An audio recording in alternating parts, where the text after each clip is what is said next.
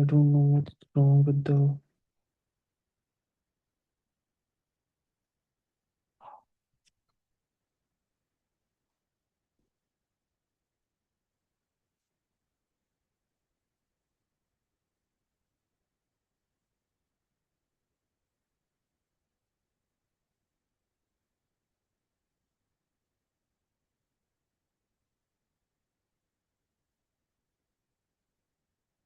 Hmm.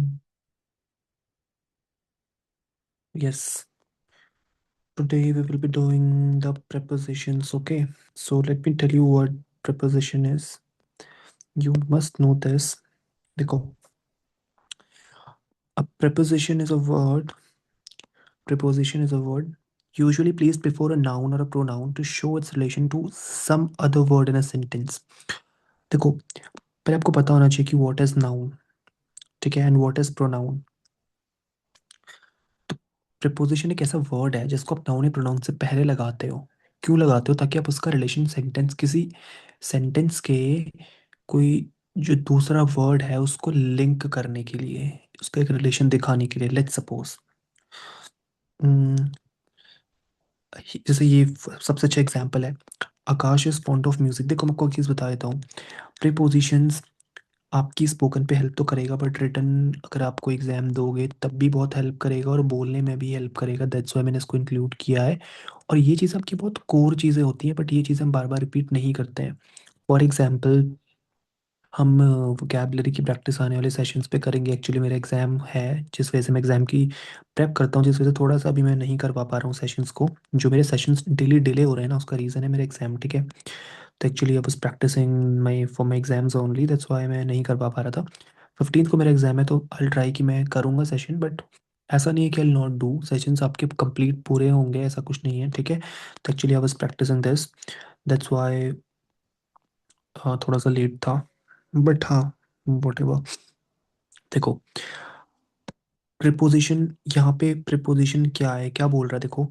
In sentence to, ध्यान से समझना, एक बार करवाऊंगा प्रीपोजिशन, बट एक बार में सारा क्लियर करवा दूंगा. Sentence two of shows the relation between font and music a noun. तो डेफिनेशन क्या थी? प्रीपोजिशन एक ऐसा वर्ड है, ये कुछ अलग नहीं है, सिर्फ एक वर्ड होता है जो कि नाउन या प्रोनाउन से पहले लगता है ना, to show its relation to some other word in a sentence. तो यहाँ पे म्यूजिक क्या था? म्यूजिक नाउन क्या होता है? Noun is the name of any person place thing, बोलते हैं ना, पर्सन प्लेस एनिमल और थिंग. किसी भी चीज़ को हम नाउन बोलते हैं. तो म्यूजिक क्या है? एक नाउन है. और यहाँ पे ऑफ क्या है? प्रीपोजिशन है. तो क्या, मुझे बताओ, ये नाउन से क्या पहले नहीं लगा? लगा ना, नाउन से पहले लगा. ये नाउन था, नाउन से पहले लगा, तो ये प्रीपोजिशन है. और ये क्यों लगा? क्योंकि इसने फॉन्ट और म्यूजिक के बीच का रिलेशन बताया, है ना. तो boys jumped into the canal. तो ये क्या है? कैनाल क्या है? एक नाउन है. Noun is the name of any person place animal और थिंग. तो एक थिंग है, एक कुछ है. कैनाल एक जगह का नाम, प्लेस है, कैनाल है ना. और जम्प एक क्या है? वर्ब है ना. तो वर्ब और एक नाउन के बीच में यहाँ पे इसने रिलेशन बताया इनटू ने, है ना. देखो, अब मैं बोल रहा हूँ कि उसने जंप मारी, है ना. कहाँ मारी? कैनाल पे मारी. तो जंप कैनाल, दो चीज़ है, जंप और कैनाल. तो इनके रिलेशन के बीच का रिलेशन कौन बताएगा? प्रीपोजिशन बताएगा, इनटू, है ना. अब कंफ्यूजन कहाँ पे आएगा? सर, जंप तो ये है, उसने जंप मारी, ठीक है. मैं अगर बोलूंगा रिवर में मारी, सर बोलोगे जंप और रिवर को कैसे जोड़ोगे? आप बोलोगे सर जंप द रिवर तो नहीं हो सकता, क्योंकि द एक प्रीपोजिशन नहीं है, वो एक आर्टिकल है.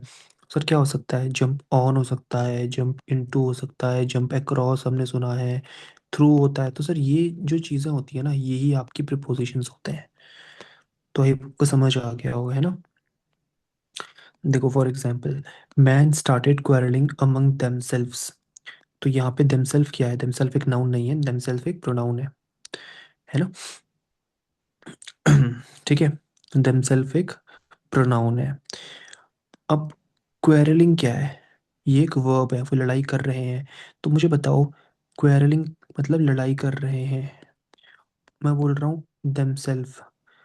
तो आप मुझे बताओ, हिंदी में समझना प्रीपोजिशन क्या है. देखो, क्या आप ऐसे बोलोगे कि वो आपस लड़ रहे हैं? ऐसा कोई कभी नहीं बोलते ना, हम लोग बोलते हैं वो आपस में लड़ रहे हैं.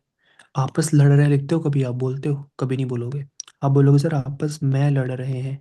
तो यहाँ पे जो मैं है ना, इसी को रिप्रेजेंट कर रहा है अमंग। तो सर हिंदी में तो क्या है ना, मैं कुछ भी बोल देते हैं। दो लोग आपस में लड़ रहे हैं, तीन लोग आपस में लड़ रहे हैं, फॉर एग्जाम्पल देखो। प्रपोजिशन को अच्छे से समझेंगे, ठीक है, डोंट वरी। प्रपोजिशन को प्रॉपरली समझेंगे, ठीक है। देखो मैं अगर बोलूँ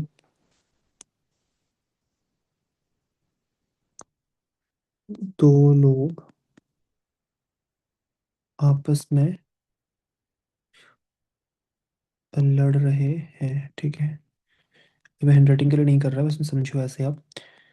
to persons are quarreling between themselves, ये जो भी है, ठीक है। और अब बोलूँगा कि 10, या यहाँ पे क्या था, दी दी मैन यूज होता है मल्टीपल, दो से ज़्यादा, मतलब एक से ज़्यादा के लिए ना। बट यहाँ पे 10 लोग हैं, let suppose 10 men are quarreling among themselves। तो क्या आप समझ पा रहे हो कि पहले आपको पहचानना पड़ेगा कि सर प्रिपोजिशन क्या होता है। अगर आपको प्रिपोजिशन समझ से नहीं आ रहा, तो आप इसका हिंदी में ट्रांसलेशन करो। क्या मुझे बताओ, क्या इसका प्रोनाउंसिएशन ये नहीं होगा, 10 लोग आपस में लड़ रहे हैं, जैसे ये वाला था। तो जो ये था, इसका प्रोनाउंसिएशन प्रोनाउंसिएशन तो सेम होगा ना। आप बोलोगे सर 10 लोग आपस में लड़ रहे हैं, आपस लड़ रहे नहीं, आपस में लड़ रहे हैं। और यहाँ पे भी आपस में लड़ रहे हैं आएगा, है ना। बट सर एक दिक्कत है, क्या है, यहाँ पे हमने बिटवीन यूज़ किया, यहाँ पे हम अमंग यूज़ कर रहे हैं, है ना। यहाँ पे हमने बिटवीन यूज़ किया, यहाँ पे हम अमंग यूज़ कर रहे हैं। बोलने में तो दोनों हम सेम बोल रहे हैं ना, 10 लोग आपस में लड़ रहे हैं, दो लोग आपस में लड़ रहे हैं। ये वाला मैं तो यूज़ कर रहा हूँ ना दोनों सिचुएशन में आप। तो हिंदी में तो कोई दिक्कत नहीं आती, बट इंग्लिश में चीज़ें चेंज हो जाती हैं। जब दो लोगों के बीच में कंपैरिजन होता है, चीज़ों के बीच में, लोगों के बीच में, तो बिटवीन यूज़ होता है। जब दो से ज़्यादा लोग होते हैं, ग्रेटर देन 2, तो यहाँ पे अमंग यूज़ होता है। आप समझे प्रिपोजिशन का क्या मतलब है? प्रिपोजिशन किसी भी सेंटेंस पे किसी भी वर्ब का जो रिलेशन है वो दिखाएगा आपका। ज़रूरी नहीं है वर्ब का, किसी भी चीज़ का रिलेशन दिखाएगा आपका, किसी नाउन से या किसी प्रोनाउन से, संज्ञा या सर्वनाम का किसी से भी आपका रिलेशन दिखाएगा। फॉर एग्जाम्पल मुझे बताओ इसमें क्या होगा। आप कोई भी चीज़ ना हिंदी में समझो, मेरा टीचिंग स्टाइल सबसे डिफरेंट इसीलिए है क्योंकि मैं कोई भी चीज़ हिंदी में समझाता हूँ, उससे ना चीज़ें याद रहती है, ठीक है। मेरा फ़ोन टेबल पर पड़ा है।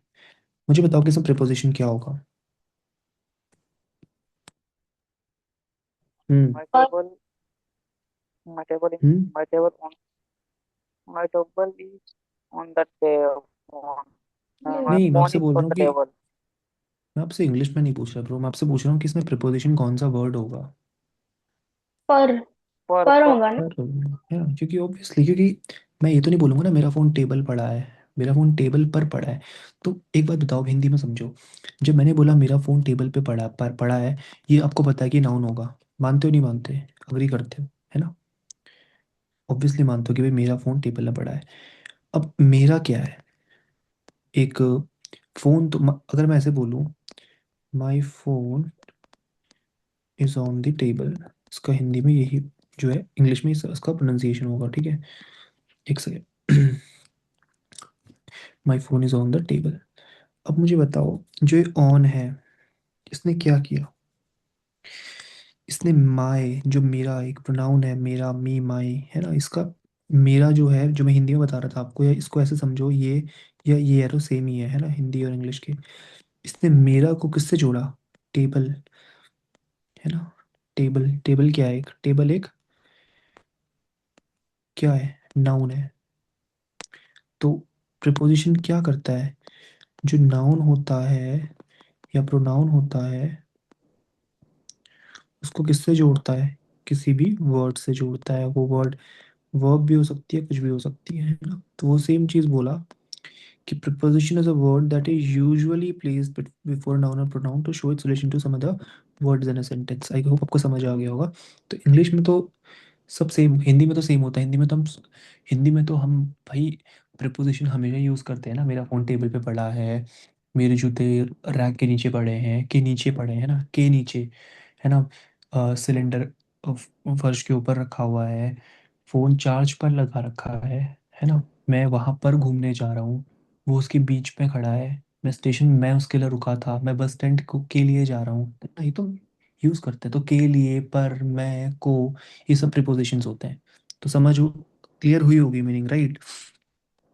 अब ये प्रिपोजिशन अगर आप ऐसे पढ़ने जाते, अगर मेरे ऐसे बिना गाइडेंस के पढ़ने जाते तो आप क्या करते, आप सीधा कूद पड़ते इसकी डेफिनेशन पे, ठीक है, फिर सीधा घुस जाते यहाँ, ये रट्टा तो मार लेते, एग्जाम में भी ठीक करके आते, इवन क्या पता बोलने में भी सही बोल लेते, लेकिन प्रॉब्लम कहाँ पे आती, प्रॉब्लम आती जब आप उसकी मीनिंग हिंदी में नहीं समझ पाते, तो आप भूल जाते हैं ना। जब तक पढ़ते तब तक आप एग्जाम में भी अच्छा लिख के आते, हो सकता है बोल भी लेते, बट जब आप उसकी हिंदी में मीनिंग नहीं समझ पाए तो प्रिपोजिशंस आपको जो है ना याद नहीं हो पाएगा, ठीक है। तो यही है ना, पर, मैं, के अंदर, को, पर, पहले, बाद में, पहले, से होके, ऊपर नीचे, बगल में, ऊपर, है ना, ऊपर से होते हुए, बीच में, पीछे, बीच में ही, उसके सामने, है ना, पास में, थ्रू, ये सब प्रिपोजिशंस होते हैं। अब हिंदी में तो हमें इजी लगता है, हिंदी में तो भाई हम, हिंदी में आप सोचते हो क्या कि मैं क्या बोलूँ, मतलब मैं बोलता हूँ कि मेरा फ़ोन टेबल के ऊपर पड़ा है, तो क्या हम सोचते हैं कि ऐसा बोलने में कि मेरा फ़ोन टेबल में यार, पर बोलूँ कि मैं बोलूँ, टेबल में बोलूँ कि टेबल पर बोलूँ तो हिंदी में तो ज़रूरत नहीं पड़ती सोचने की, है ना, बट अब इंग्लिश है तो भाई इंग्लिश में तो हर चीज़ के रूल होते हैं, है ना, अब वो चाहे आपको यूजलेस लगे या ना लगे, बट हमें तो पढ़ना पड़ेगा। तो पहला पॉइंट यही है, अब बिटवीन एंड अमंग, है ना, अभी मैंने आपको बताया था बिटवीन जो है यूज होता है फॉर टू, और अमंग यूज होता है फॉर मोर देन टू। बहुत लोग अपनी स्पोकन में मिस्टेक करते हैं कि सर बिटवीन अमंग का पता ही नहीं चलता। Both the boys distributed chocolates between themselves, है ना। अब इसमें एक चीज़ आपको याद करनी पड़ेगी, समझने वाली बात क्या है गाइस, यहाँ पे समझने वाली बात क्या थी, समझने वाली बात यहाँ पे ये थी कि बिटवीन जो है प्रीपोजिशन, उसने क्या बताया, चॉकलेट्स क्या थी, चॉकलेट्स नाउन्स थी, है ना, देमसेल्व्स क्या थी, प्रोनाउंस थी, तो उसके बीच का रिलेशन बताया। ज़रूरी नहीं है कि हमेशा नाउन से पहले ही आए, यूजुअली बोला है, यूजुअली, हमेशा नहीं, बट आपको, अगर आप एक अगर आप इस मीनिंग के हिसाब से चलोगे प्रिपोजिशन कभी नहीं समझ पाओगे, सीधी सी बात है। बट जैसे मैंने आपको समझाया, को, पर, मैं, समझ गए प्रिपोजिशन आप, राइट। तो डेफिनेशन से कोई मतलब ही नहीं होना चाहिए हमको, क्योंकि डेफिनेशन कहीं लिख के थोड़ी ना आनी है आपने, है ना। तो दोनों दोनों लड़कों ने आपस, एक बात बताओ, दो अगर मैं आपको ऐसे ही दे दूं, ऐसे तो हिंदी में समझो, दोनों, आई नो आपको समझ आ गया है, बट स्टिल मैं आपको बार बार वो चीज़ करवा रहा हूँ ताकि, क्योंकि बात दोबारा नहीं करवाऊंगा प्रिपोजिशन, ठीक है। दोनों लड़कों डैश आपस में चॉकलेट बाटी, तो क्या लिखो, क्या भरोगे यहाँ पे, मैं ही तो लिखोगे ना, नहीं मतलब, ने तो लिखोगे ना, नहीं, दोनों लड़कों ने, ये क्या लिखोगे, तो हिंदी में तो कोई भी कर लेगा, है ना। मतलब मैं अगर अभी एक फर्स्ट क्लास से बच्चे को लेके आऊँ, भी कहेगा सर यहाँ पे तो नहीं आएगा, दोनों लड़कों ने, दोनों लड़कों पर आपस में चॉकलेट बांटी, तो नहीं होगा ना। तो ये चीज़ है, तो ये चीज़ याद रखना, बिटवीन दो लोगों के बीच में होता है, मैन, दो से ज़्यादा लोग जहाँ पे हैं, ग्रेटर देन टू, वहाँ पे अमंग आता है, ठीक है। इस पे बहुत लोग आप कंफ्यूज रहते हो, सर अक्रॉस कहाँ पे यूज़ करें, अलोंग कहाँ पे यूज़ करें। अगर आप इसका यूज़ ही नहीं करते हो ना, तो फिर तो आपको करना चाहिए, वरना आपका क्या फ़ायदा स्पोकन क्लासेस को ज्वाइन करने का। यूज़ करो वर्ड्स, है ना, फ्रेंड से बात करो। अभी सेशन में बहुत कुछ है, देखो, अक्रॉस जो होता है ना वो दिखाता है मूवमेंट थ्रू समथिंग, और अलोंग शो करता है movement by the side of something. देखो, एग्जांपल देता हूँ, अब लेट्स सपोज, ये तुम हो, ठीक है, ये तुम हो, ये रोड है। अब एक बात बताओ, the child run across the road, मैं अगर बोलूंगा कि एक बच्चा रोड से इस पार उस पार आ गया है, फिर बच्चे ने रोड क्रॉस कर दी, तो हिंदी में तो कुछ भी नहीं है। बट अगर मैं बोल रहा हूँ कि बच्चे ने रोड क्रॉस करी, यहाँ से इसके थ्रू होके गया ना, इस रोड के, ये रोड है ना, इस रोड से होते हुए तो पार करेगा ना, और कैसे करेगा, ऐसा तो है नहीं कि भाई कुछ इनविजिबल हो गया यहाँ से, यहाँ खुद ही पहुंच गया, तो चल के तो जाएगा यहाँ से, या दौड़ के जाएगा, उसकी मर्जी है वो तो ये अक्रॉस के लिए, अक्रॉस इस मूवमेंट के लिए यूज होता है, ठीक है, थ्रू समथिंग, है ना, मूवमेंट थ्रू समथिंग। ये गाइस बहुत बेसिक है, मैं बता रहा हूँ, आप लोग नहीं फोकस करते हो, यू जस्ट इमेजिन कि हम कुछ एडवांस सीख लेंगे, बट इसके बिना पॉसिबल ही नहीं है, ठीक है।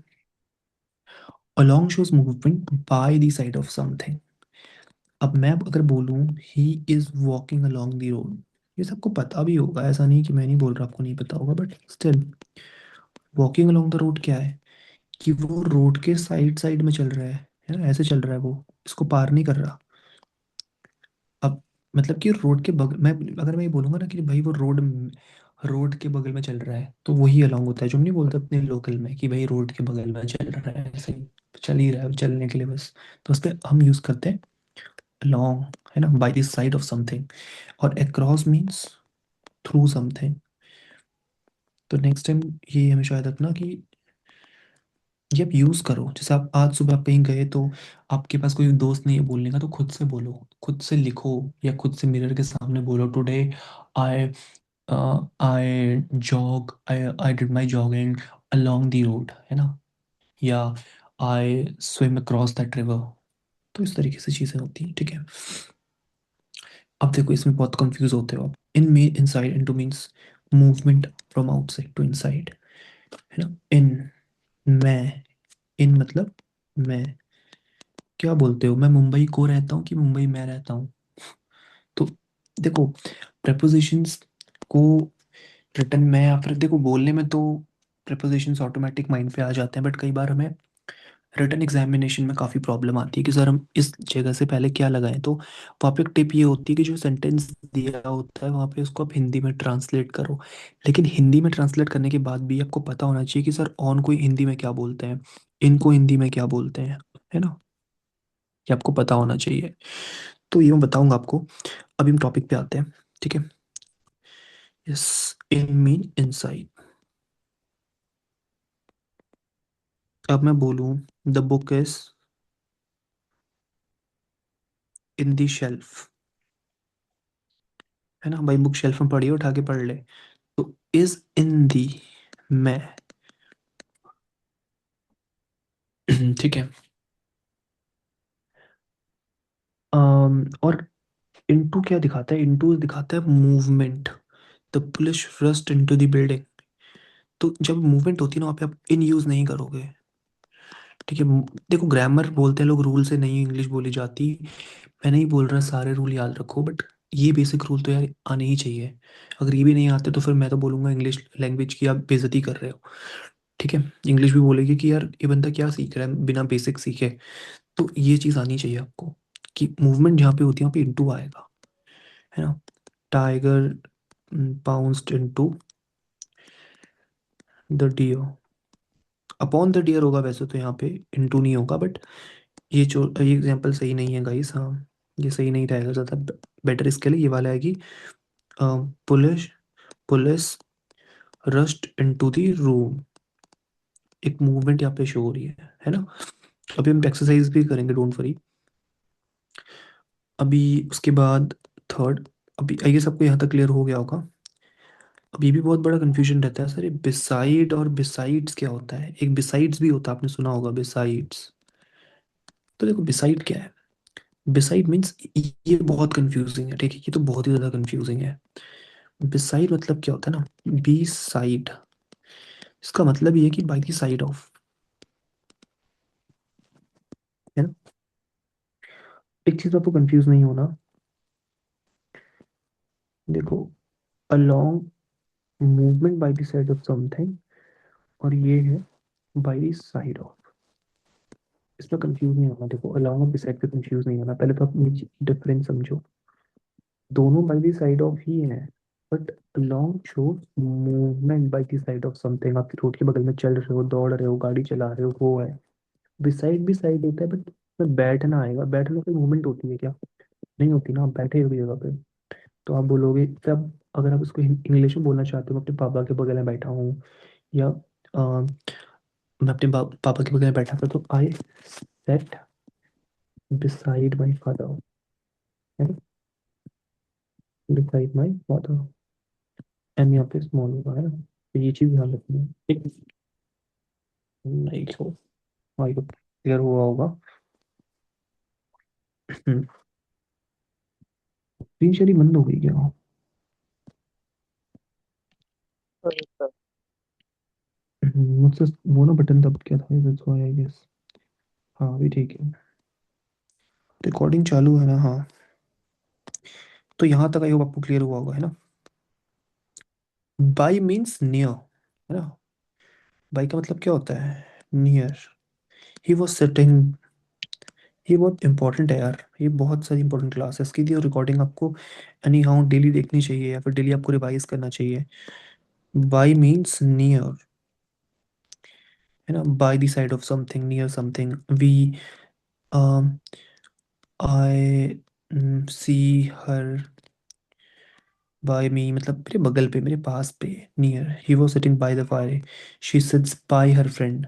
बाय यहाँ पे एक वाला नहीं है, के द्वारा वाला जो होता है ना, कई लोग समझते हैं के द्वारा वो अपने दोस्त के द्वारा बिठाई गई है, ऐसा नहीं है। ठीक है, she sits by a friend, अपने दोस्त के बगल में बैठी है, पास बैठी है। ठीक है, ये पता होना चाहिए, बाय बहुत इंपॉर्टेंट है बाय। अब हम करेंगे अंडर। अंडर और बीनीथ में ना बहुत ज़्यादा डिफरेंस होता है। ठीक है, अंडर मतलब क्या, देखो, अंडर मीन्स कि एक लोअर प्लेस। लोअर प्लेस मतलब कि मैं अगर बोलूँगा कि the book is under the table, the helmet is under the chair, है ना। हम काफ़ी बार हेलमेट को उठा देते हैं, कहीं भी उठा के रख लेते हैं, मैं तो चेयर के नीचे रख देता हूँ। तो एक लोअर प्लेस द चेयर पे नहीं बोलोगे, अगर आप कोई बोलोगे ना अंडर मीन्स, जहाँ आप कंपैरिजन नहीं कर रहे, वो सिर्फ एक लोअर प्लेस है। कहने का मतलब he is working under pressure, वो प्रेशर में काम कर रहा है भाई, है ना। और beneath क्या है? To show something lower than another in position, everything beneath the sky. समझ रहे हो ना? मतलब अगर आप किसी चीज को किसी के नीचे बता रहे हो, तो अंडर भी नीचे के लिए यूज होता है, बीनीथ भी नीचे के लिए यूज होता है, तो आपको पता होगा, आपने बचपन में पढ़ा भी होगा। बट दोनों में डिफरेंस जान लो क्या है।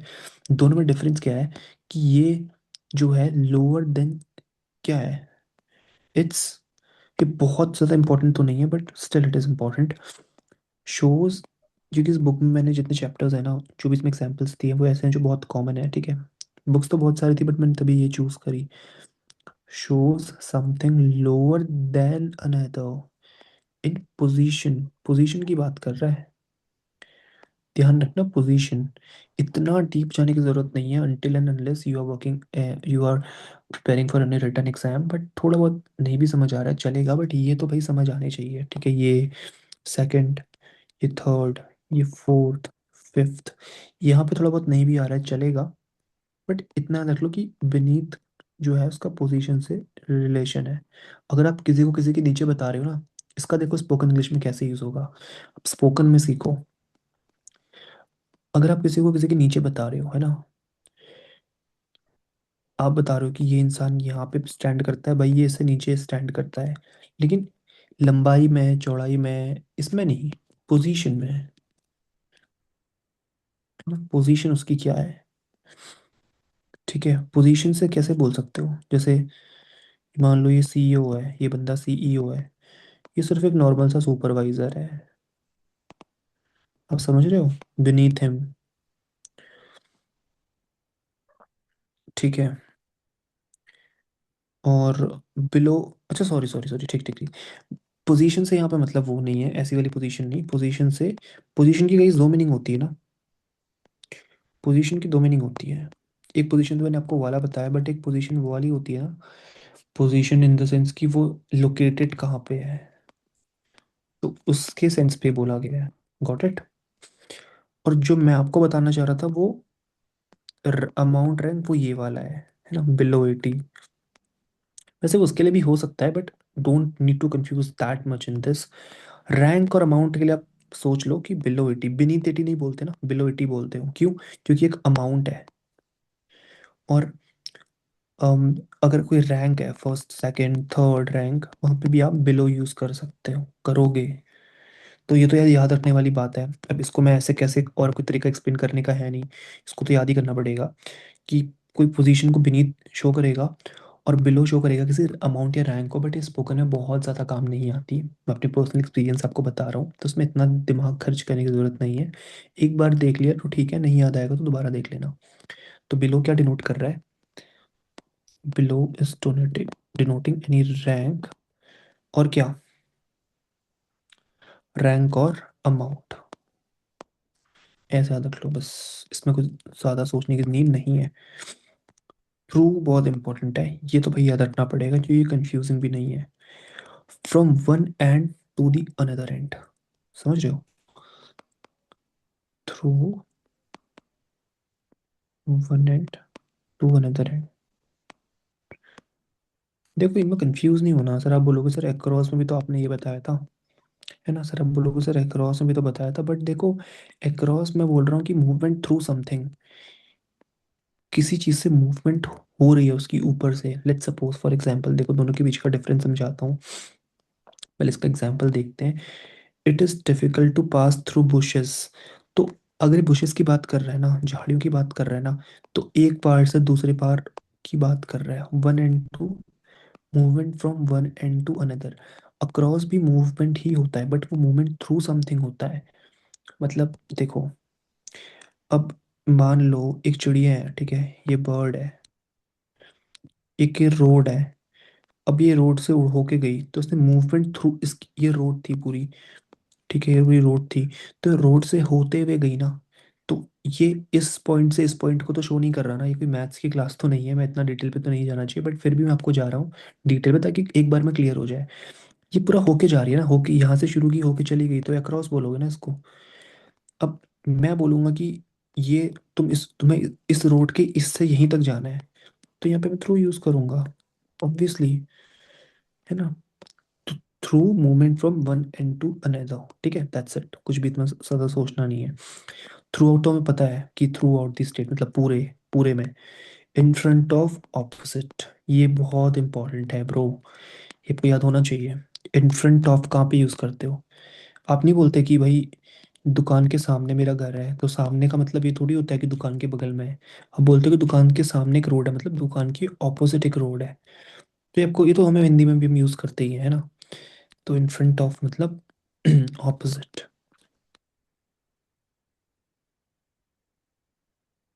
ठीक है। These were the main prepositions। अभी ये बहुत इंपॉर्टेंट है, prepositions of time, date, time and date. मुझे बताओ कि यहाँ तक क्लियर है कि आपको? हम्म। इसके बाद ये तो कुछ ज़्यादा इंपॉर्टेंट है, ये तो most most most most most important है, ठीक है।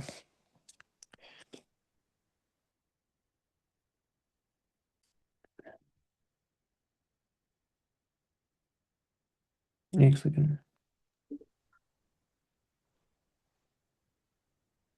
हम्म।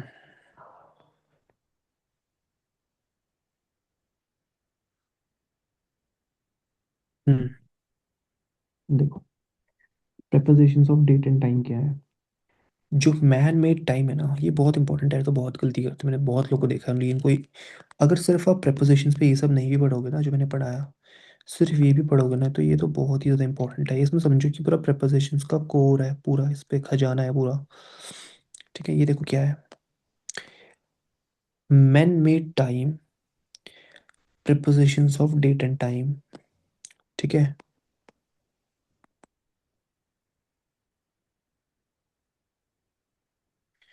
ये देखो क्या होता है।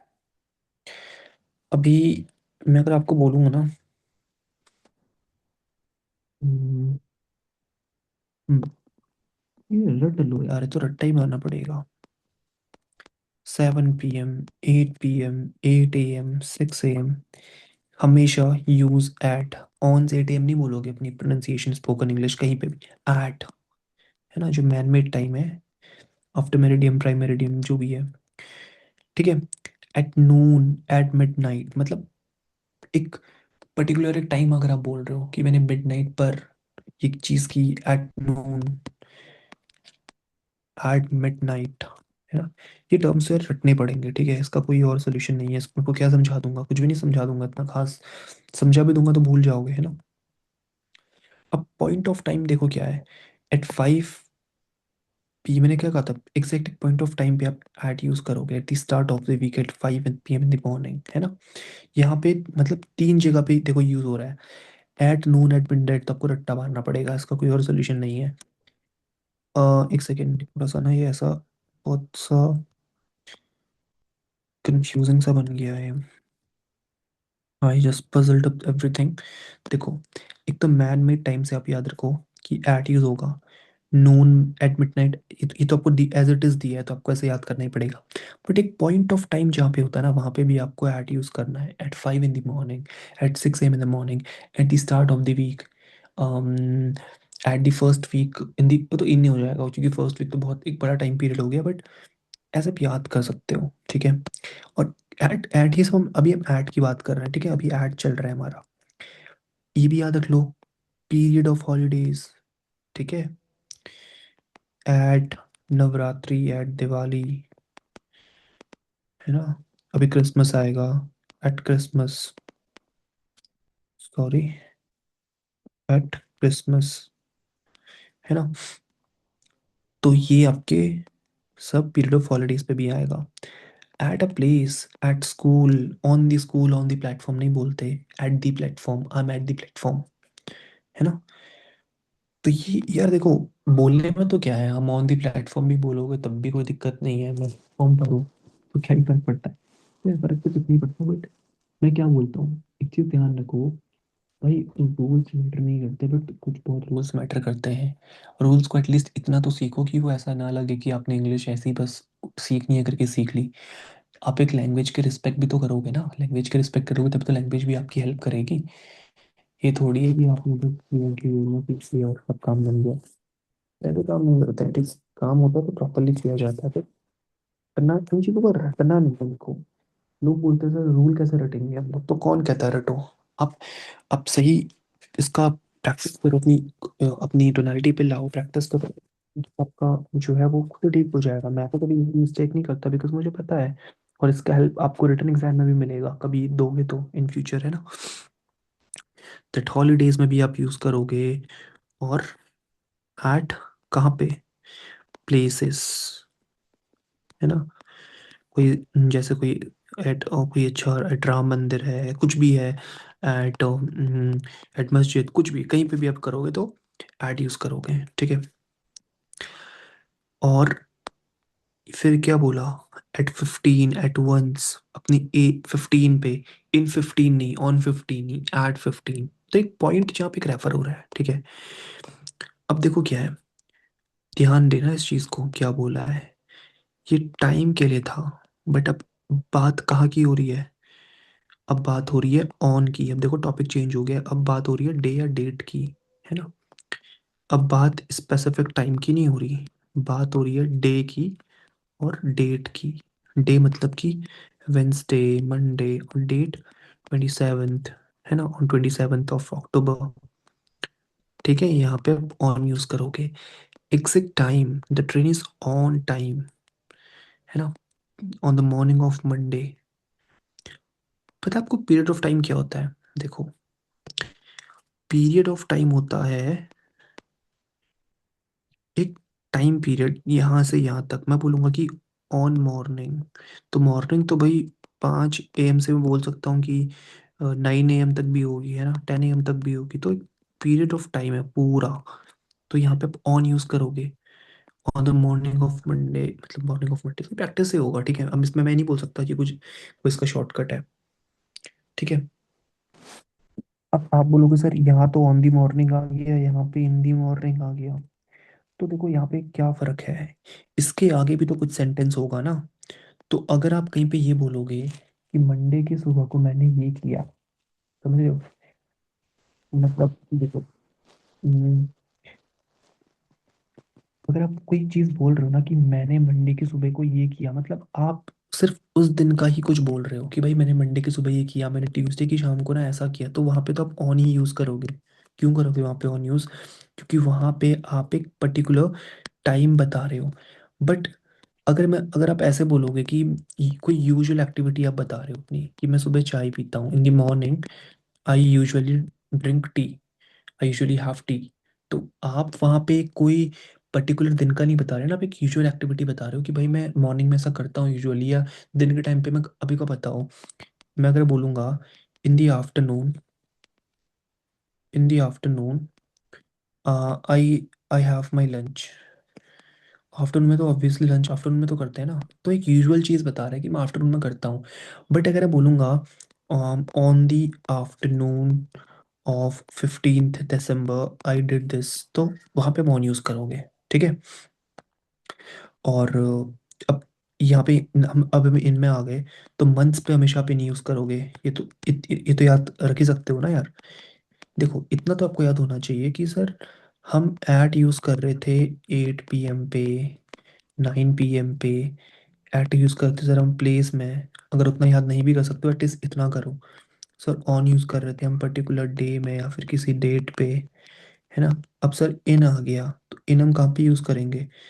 इन यहाँ पे हम सर यूज़ करेंगे मंथ्स पे, in January, in February, before a fix time, the train is in time, तो इतना इंपॉर्टेंट नहीं है। ठीक है। अब ये देखो, before some time can I can reach there by 6 PM, ये बहुत कई मोस्ट मोस्ट मोस्ट इंपॉर्टेंट। क्योंकि देखो यार क्या होता है ना, प्रपोजिशन सिर्फ आपके बोलने के लिए नहीं है, काफ़ी बार आपको भी सामने वाले को समझना पड़ता है। ज़रूरी नहीं है कि आप भी इंग्लिश में ही बोलो। अब लेट सपोज एक बात बताओ, आगे वाले का प्रपोजिशन वाला गेम बहुत स्ट्रांग है, उसने आपको बोल दिया I will reach there by 6 PM, है ना।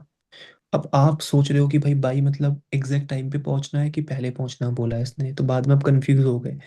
तो इसका मतलब होता है बिफोर सम टाइम। तो याद रखना कि ये सिर्फ आपके लिए नहीं, सामने वाले को समझने के लिए भी यूज़ होता है। क्योंकि अगर आपने अपना माइंडसेट बना दिया सर मेरे को तो प्रिपोजिशन सीखना ही नहीं है, मेरे को तो सीधा फ्लुएंट स्पीकर बन जाना है, लेकिन दूसरे बंदे के अगर बेसिक भी क्लियर है, वो प्लस फ्लुएंट भी है, तो भाई आप तो उसके सामने टिक नहीं पाओगे ना, बिल्कुल भी। कहाँ टिक पाओगे? इसीलिए कहा जाता है कि दोनों चीज़ें स्ट्रॉन्ग करो, ताकि आप अपने आप पे भी कॉन्फिडेंट फील करो, और सिर्फ अपने इन्वायरमेंट के अंदर फील मत करो। एक कहते हैं ना कि one is living in a fools paradise, तो वो नहीं होना चाहिए कि वो अपने ख्यालों में सिर्फ खोए हो कि भाई मैं ही सबसे अच्छा हूँ, सबसे ज़्यादा मुझे ही आता है, तो वो चीज़ नहीं होनी चाहिए। इसीलिए ये याद रखना कि before something, the bus had left by the time he she reach the bus stand, मतलब जब तक वो बस पहुंची, जब तक वो बस स्टैंड पे पहुंची बस उससे पहले ही निकल गई थी, टाइम से पहले। लेफ्ट बाय द टाइम, है ना। टाइम लिमिट, ये तो आपको पता है भाई, from 8 to this, work till evening up to. इनमें डिफरेंस समझो, टिल और अनटिल सर क्या डिफरेंस है। देखो, she has to work till evening, उसको शाम तक काम करना पड़ेगा, 5 बजे तक काम करना पड़ेगा। ठीक है। Until, not before, it should not be followed by any negative word in the same clause. He sat in the courtyard until it got dark. अब कोई मुझे एक्सप्लेन करेगा अब इससे क्या समझे? हम्म।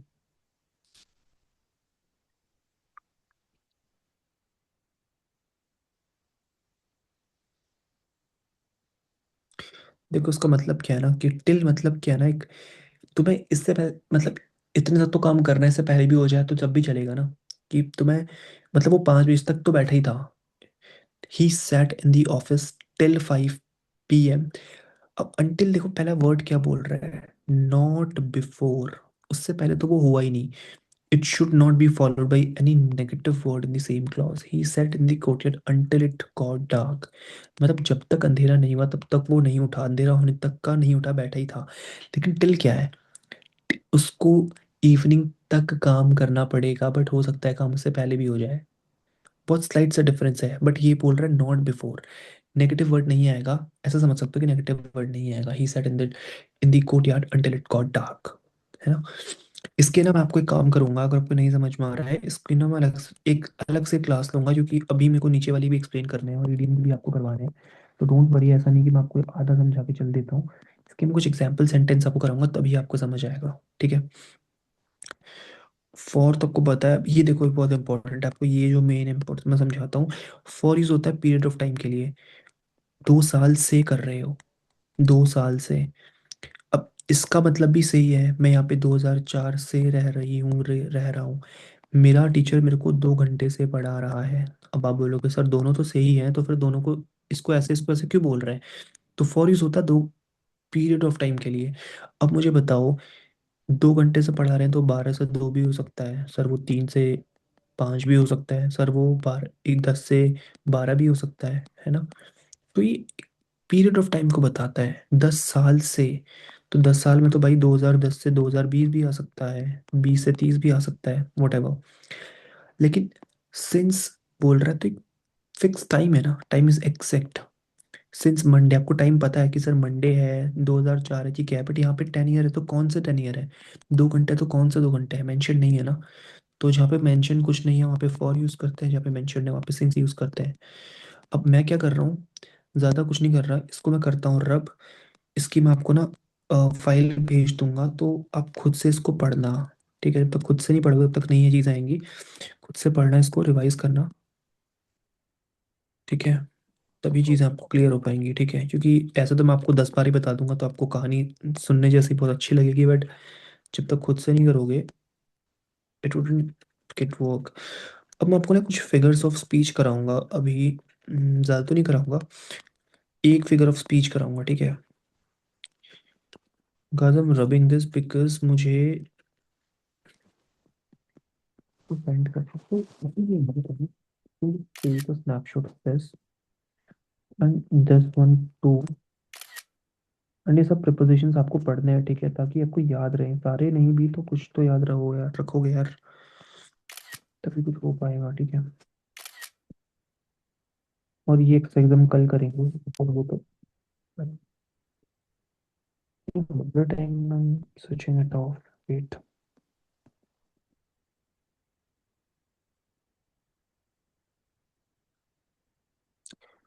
थोड़े से ना हम फिगर्स ऑफ स्पीच कर रहे थे तो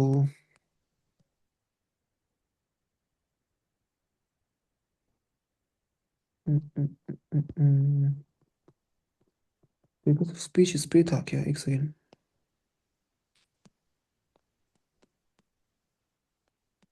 नहीं, इस पे भी नहीं था। प्रिपोजिशंस तो मैंने अभी कराया, तो मैंने वो किया किस पे, I I think I have forgotten this, कि मैंने करा करा किस पे था वो। एक्चुअली गाइस मैंने ना कुछ चीज़ें की, हाँ ठीक है। देखो मैंने इस पे एक वीडियो भी बनाई थी, कुछ ना फिगर्स ऑफ स्पीच होते हैं, मैं फिगर ऑफ स्पीच पे बाद में आऊँगा, अभी मैं तो नहीं आना चाहता इतना ज़्यादा फिगर्स ऑफ स्पीच पे। बट एक चीज़ होती है, EUPHEMISM, यूफिज्म है ना। इट्स अ पोलाइट और इनडायरेक्ट एक्सप्रेशन, ठीक है, एक पोलाइट या इनडायरेक्ट एक्सप्रेशन होता है use to replace a word और phrase that is considered harsh, unpleasant और ऑफेंसिव। देखो फॉर एग्जांपल, जैसे एक second, open a new window, done, ठीक है। प्रिपोजिशन वाली मैं करवा देता हूँ, देखो। अब मैं बोलता हूँ कि ये बहुत इंपॉर्टेंट पार्ट है स्पोकन इंग्लिश का, मैं कभी, देखो फिगर्स ऑफ स्पीच पे सारा इंपॉर्टेंट नहीं होता, ठीक है। बहुत सारी चीज़ें होती हैं इस पार्ट, जब स्पीच होता है, फिगर्स ऑफ स्पीच होता है, उसी में आऊँगा। अभी समझो, उसमें तो बहुत सारी चीज़ें होती है, क्या होता है तो वो भी तो बताऊंगा किसी दिन, बट अभी आप समझो कि हमारे लिए क्या इंपॉर्टेंट है। यूफिज्म, ठीक है। देखो, अगर मैं बोलूँगा कि सर ही डाइड, तो थोड़ा सा हार्श है ना। It is harsh, it sometimes seems offensive, और we can say it sounds unpleasant, है ना, थोड़ा सा अजीब लगता है। अब हिंदी में तो यार, मैं वो मर गया बोलना थोड़ा सा अजीब लगता है ना। तो अगर आप बोलोगे वो गुजर गया, तो वो फिर भी थोड़ा सा, इससे तो बेटर ही लगता है, थोड़ा सा मतलब कम हार्श लगता है। तो वैसे इंग्लिश में वो चीज़ होती है, देखो जैसे हिंदी में होती है वैसे इंग्लिश में होती है, ठीक है, ऐसा कुछ नहीं है। बस इंग्लिश में कुछ आपके रूल्स ऐड हो जाते हैं। तो ही डाइट की जगह आप क्या बोल सकते हो, ही पास्ट अवे, है ना। तो ऐसे काफ़ी चीज़ें ना, हम ऐसे नेगेटिव वर्ड हम बोलते हैं किसी के बारे में, जैसे बच्चा हमको कोई अच्छा नहीं लगता, हम बोलते हैं भाई बिगड़ा हुआ बच्चा है। तो उसका हमको ना एक, अब आप ऐसे क्या बोलोगे, ही स्पॉइल्ड किड, तो काफ़ी बार तो हमको उसका सीधा मीनिंग भी नहीं पता होता, तो आप बोलोगे कि सर कहाँ हमें सीधा भी नहीं पता, कहाँ आप उसका इनडायरेक्ट मतलब बता रहे हो, तो पता होना चाहिए आपको, ठीक है। मैंने क्या लिखा है देखो, she has passed away, passed way नहीं, पास्ट अवे, ठीक है, ये पता होना चाहिए। अब company has fired him, company ने उसको बाहर निकाल दिया, धक्के मार, अगर मैं बोलूँ कि कंपनी ने उसको धक्के मार के बाहर फेंक दिया या उसको निकाल दिया तो गंदा लग रहा है ना सुनने में। लेकिन अब बोलूँगा कि कंपनी ने उसको जाने दिया, तो हिंदी में तो ये थोड़ा सा अजीब लग रहा है भाई, जाने दिया अलग चीज़ होती है और धक्के मार के निकाल दिया अलग चीज़ होती है। बट इंग्लिश में काफ़ी चीज़ें, इंग्लिश में ना, English is full of exceptions, ठीक है, ये आपको ध्यान रखना पड़ेगा। तो company has let him go, आप बोल सकते हो, ठीक है। तू बुढ़ा है, तुम बुढ़े हो, यू आर नॉट ओल्ड, ये नहीं बोलना आपको। इंस्टेड यू शुड से क्या, you are over the hill. तो ये आपको याद करने पड़ेंगे। और सबसे जरूरी जो आपको याद करना है वो ये हो सकता है, वो बेरोजगार है, ही इज अनएम्प्लॉयड। तो आप ये नहीं बोलोगे, यू शुड से, you must say he is between the jobs, ठीक है, BW मीन्स बिटवीन,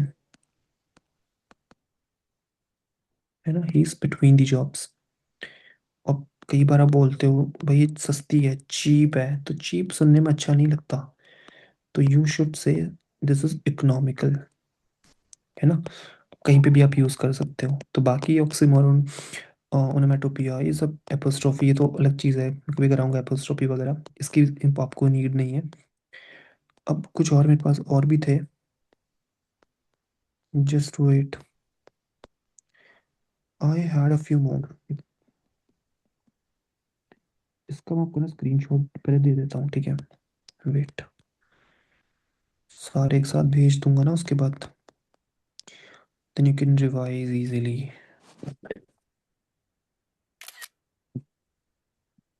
सर एक बार उसका प्रोनाउंसिएशन वापस बताओ ना, नहीं समझा प्रोनाउंस क्या किया आपने। किसका?